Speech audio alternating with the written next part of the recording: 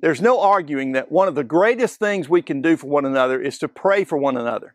We may often look for more tangible things to do for someone that may qualify as meeting a need or ministry, but thanking God for someone and interceding for them is where we should begin, because praying for someone is acknowledging that ultimately they are in God's care.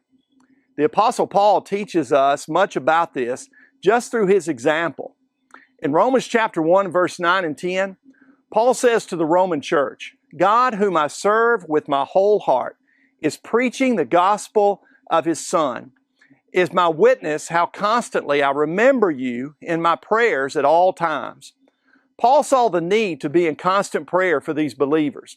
I'm sure that many of these prayers were for physical needs, but more than that, Paul talks about their faith and how he desires to see them. In verses 11 and 12, so that I may impart to you some spiritual gift to make you strong. That is how you and I may be mutually encouraged by each other's faith. The substance of the relationship Paul had with these believers was found in a common faith that needed to be enriched and built up. We all stand in need of the same constant prayer and relationships. Our relationships grow deeper and stronger as we pray constantly for one another and desire to find encouragement in each other's faith. Think of someone today that you can pray for and encourage them in their faith.